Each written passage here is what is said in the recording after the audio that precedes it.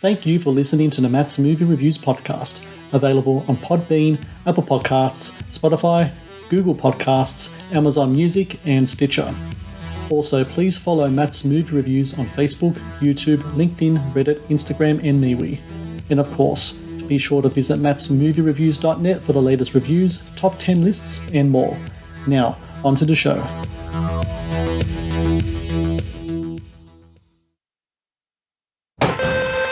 What's more important, good sound or a good time? Sounding good, having a good time. I remember thinking maybe New York isn't the kind of city anymore that produces iconic bands. The Strokes launched a Fireball. Started playing New York a year ago. We've been tearing stuff up.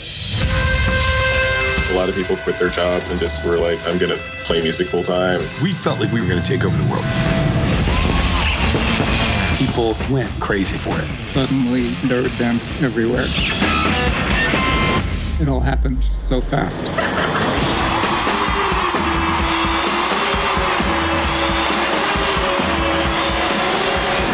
We're ready. Right team? Go team.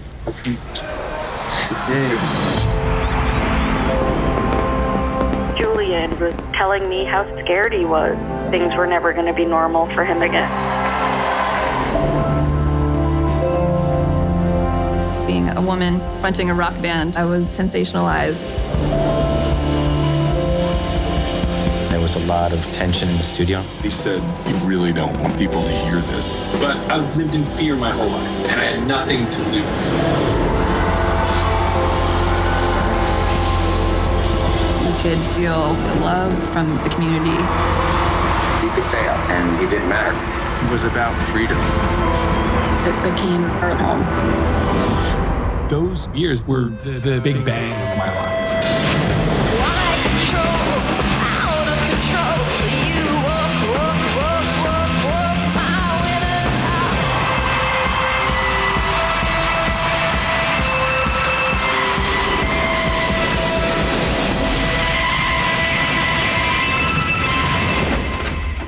You guys want to be in a documentary?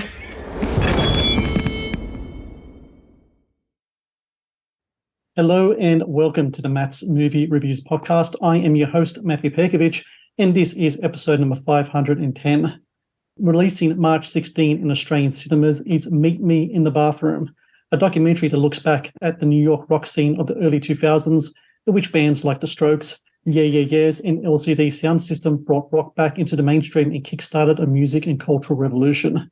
And joining me now on the podcast are the directors of Meet Me in the Bathroom, Will Lovelace and Dylan Southern. Will and Dylan, thank you so very much for joining me today. Thanks for having us. Hi. So, Will, I'm going to ask you first. So, this documentary, of course, is based on a book by Lizzie Goldman, the 2017 book. And from I read in my research that you two actually got a chance to read a copy of the book before it was even published. Is this true? And even at that moment, did you know that this will be the type of book that you think would get the film treatment by you two? Yeah, we both, well, Dylan, I think, read it first, and then I read it, pretty quickly after that, just before it had been released in the UK. And we both sort of fell in love with the book. It's such a kind of page turner, and we thought straight away you could make an interesting documentary here because you got all of these different characters, and at points it's when you first read the book, you just realize you've turned 70 pages and you're into the next scene and you want to keep finding the next part of the story, and the characters felt brilliant, and I think what fascinated us most was the start of the book, really the first third or first quarter of the book, where it talks about the sort of early days of those bands as they come together in New York. And that was the bit that we were most interested in and thought could make a really interesting documentary. Dylan, the book itself is like over 600 pages. It chronicles a decade in music from 2001, 2011. At first, is it true that you both were thinking 4-part series, like TV series, to kind of cover like everything that was in the book? And if that was the case, what was the decision to kind of transition back to like more of a feature film as opposed to a series? Yeah, I mean, our first instinct was a 4-part series. We still probably wouldn't have covered the full decade of the book. We were always just more interested in that sort of origin stories of the band in the first 3 years, because that feels like when the scene burnt the brightest. But yeah, we wanted, our instinct was a series because, you know, there's so much granular detail in the book, and there's so many really great stories and anecdotal things that really bring that time to life. We pitched it around and we had lots of interest, but ultimately it was a little bit before there'd been any document, you know, it was before the Dr. Dre documentary and things like that. And the places that we pitched it to were kind of like, we love it, but we don't know if it's too niche, or if you know, the amount of money it would cost to make a 4-part archival documentary could be covered. So we kind of went back to the drawing board, you know, because it was a story that we really wanted to tell. We got excited about it being a feature doc, and you know, whereas the book is, you know, it's a heavy tome. I think it's 800 pages long, and it, you know, knew we could never go into that kind of forensic detail, but what we could do is lean into what films do really well, which is to actually bring a time and place to life. So very early on, we were like, this has to be an archival film, can't be any talking heads, and we have to create a kind of time capsule that situates people in New York at the turn of the millennium and lets the story unfold. So yeah, we were just really excited about, you know, the book does what the book can do, but let's try and make a companion piece. Let's make a film that does what the book can't do, because it's a film. Will, just talking in regards to that kind of like time capsule, and kind of like a, you know, when I watch the movie, it kind of reminds me in sort of ways like a scrapbook, like a collage.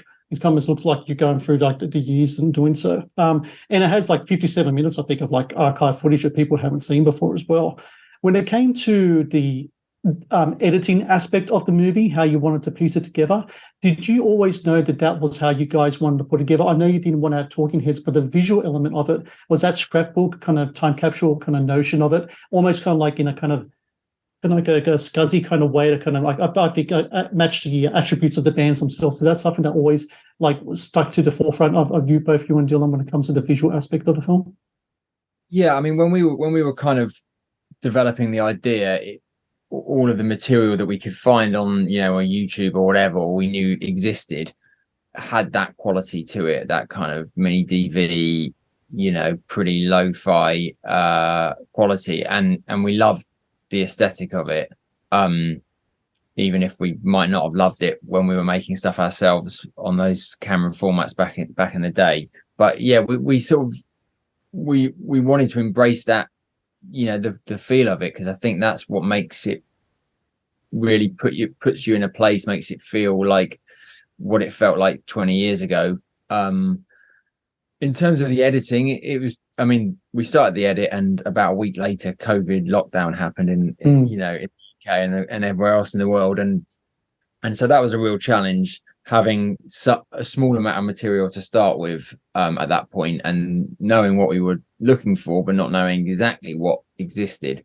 That became like a huge, well, it became our entire lockdown, really, like going on message boards, reaching out to photographers and people with video cameras and whoever, journalists and whoever it might be, to help us find the material that we sort of hoped existed. You know, Dylan, I remember that time when Last Night first came out, the Strokes song that really kind of broke him in. And, you know, I'm a heavy metal fan, so a lot of the music that I listened to back then and still do now is very much underground and such. But when it came to the mainstream music scene of that early 2000s, I remember it being very dance dominant and hip hop dominant as well. It seemed like the guitar itself wasn't really the prominent kind of like instrument at all whatsoever. Is that how you kind of remember that time as well, that the guitar, I wouldn't say that it was on the way out, but it definitely seemed like that it was on sabbatical for a little bit of time there. Would you say? Definitely, yeah. I feel like there was, you know, there's great stuff happening in other genres, hip hop, electronic music, but there was a sort of cultural vacuum in terms of guitar music at the end of the 90s, early 2000s. There was all that kind of pop punk stuff happening, Limp Bizkit. That's right, yeah. Kind of stuff, but, which to my taste is dreadful. But, there just wasn't, something needed to happen. And I feel like, one of the sort of things that was very apparent was that the British music press were very influential. Like, they really needed a scene to get behind. And when they noticed this, stuff happening in New York, that was very much became their focus. And, I remember when Last Night came out as well, it was like everywhere, completely out of nowhere. Suddenly you were just seeing and hearing this band who seemed to arrive like fully formed and, had their aesthetic kind of connected them to the music of New York's past, but they also sounded fresh in that moment. The Matt's Movie Reviews podcast is brought to you by TeePublic. TeePublic is the world's largest marketplace for independent creators to sell their work on the highest quality merchandise. With over 1.2 million designs, TeePublic is sure to have something you'll love. The Matt's Movie Reviews podcast is brought to you by Amazon. The world's leading online store, Amazon is your first stop to buy a wide range of products at competitive prices with fast delivery times. Amazon is also a world-class entertainment hub that includes Prime Video, Audible, Twitch, Amazon Music, and more. Sign up with Amazon today and experience the best in online shopping and entertainment. Please support Matt's Movie Reviews on Patreon. Get access to exclusive content, request movie reviews and top 10 lists, and help support my work. Please click on the Patreon link in the description below. Will, it's really interesting how... So you had the book that came out in 2017, which wasn't really that long ago. And you have many of the same people who participated in, talking, to Lizzie in regards to the book. And they also participated in talking to, in the documentary as well. Of course, film is a different art form, different form of storytelling, but you're dealing with the same source material, right? When it came to reintroducing the members of these bands and other people or figures of that time into talking about these stories again, was there any type of kind of I don't know if I say the word backlash as well. Was there any kind of, from some of them being there, kind of done that kind of attitude in regards to it? And did it take some coaxing and getting people, to realize this is a different beast altogether? We are making a different kind of art here, even though it's dealing with the same kind of stories and same memories. Well, yeah, I mean, what we were really keen to do with the film was to make it this sort of time capsule idea that it was people from that time talking about their experiences of that moment. And the majority of what you hear in the film is people talking back then. It's from interviews with journalists, from, interviews on the television, interviews on radio. So we were very keen to construct the film from interviews, from the early 2000s where possible. And that's where you hear that kind of contrast in terms of audio qualities, and there's quite a sort of scuzzy feel to some of the recordings which we actually loved. We also did a bit of new interviews with some of the characters in the film to fill in gaps, to where we didn't necessarily have all of the exactly what we needed for the to tell the story we were telling, really. And lots of the artists were generous with their time, both giving us material and doing new interviews where we needed it, really. There was a bit of diplomacy involved as well, though, because there were some who, like you say, were like, been there, done that, we've talked about it. So we had a period where we sort of had to kind of persuade a couple of the artists that it was a different beast. The whole time capsule element really does bring about a sense of nostalgia when I was watching the film, because I remember when, like I said, when Last Night came out and a lot of other music from those bands as well. And the two things that came to mind, I remember when I first heard that song, I was sitting in the pub and I could smoke inside a pub. This was back in the day when I was smoking, right? I don't smoke anymore, but back then I did. And I remember also during that time that I didn't have one of these things. I didn't have a phone. So I pretty much quit one bad habit and picked up another one, right? Does the whole sense of a time before the mobile phone explosion, social media, streaming, all that kind of stuff, to me, it kind of brings back a sense of almost like of purity. And I don't know if you actually call them pure times, but as compared to maybe today and the distractions we have in the whole kind of internet realm and the digital realm, did you guys feel that same sense of kind of like back then there was a almost kind of purity, not only in the artistic expression, but also in just the environment as a whole, in that it was just about the music coming to us through traditional means. We absorbed it that way, and there was nothing else to distract us from what we were listening to or watching. Yeah, I mean, that was a big draw of the story, was the time and place that it happened in. And I think there is a weird kind of innocence back then. When we first started looking at it, it still felt like yesterday to me. And then you suddenly realize, oh, Jesus, this is 20 years ago. Oh, yeah, and, I get that every day. No worries. And but a big thing was, there was a review in The Guardian in England of the book, which described this whole scene as a flashbulb moment before everything changed. Right. Yeah. And it really felt like that to us, that, back in 99, 2000, nobody had a clue how much the world was going to change, technologically, culturally, politically. We didn't know what was coming. And a big part of this was to kind of capture that innocence and capture that kind of the cusp of everything changing. And, it's there in the sort of DIY way the bands promote themselves to begin with, sending out demos and CDs in sealed envelopes and making their own flyers and, getting out on the street and promoting themselves. And it's there in the fact that nobody's performing, when we've got this archive of people, they're not used to having phones filming everything they do and everything they eat. And, so there's a sense of like honesty to that archive footage that I don't feel like you get today. And then another big question for us was, given how much the world has changed, how the way that people consume music and make music has changed. A big question we had in our head all the way through was,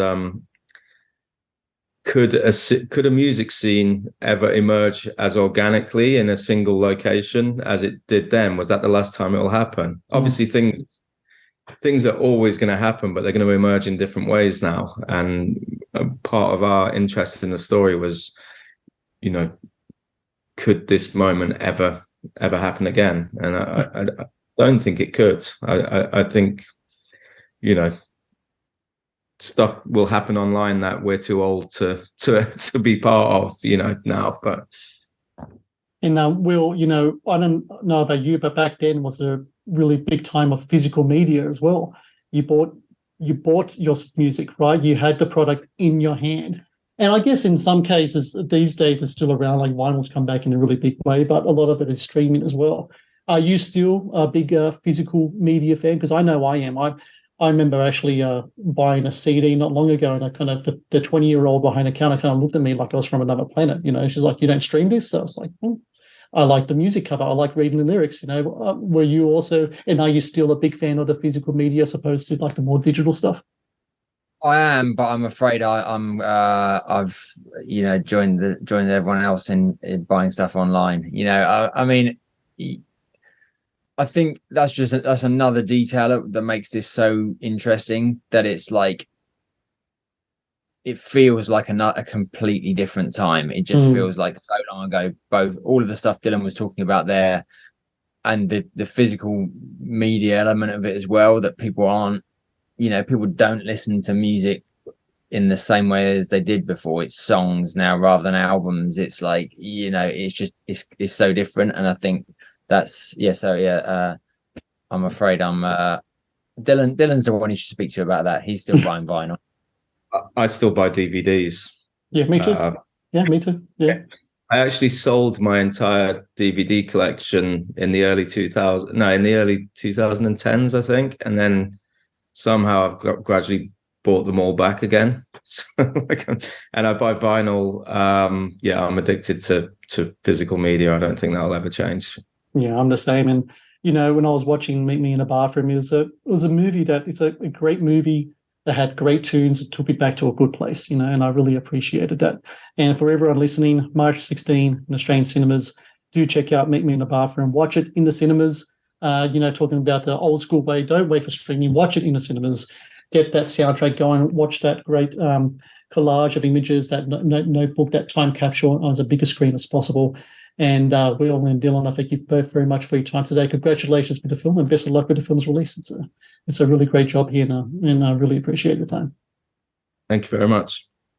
Yeah, thanks, Matthew. Thanks a lot. Thank you for watching the Matt's Movie Reviews channel. Please subscribe for more reviews, podcast interviews, and exclusive content. Also, if you would like to request a review and support my work, please join my Patreon via the link in the description below.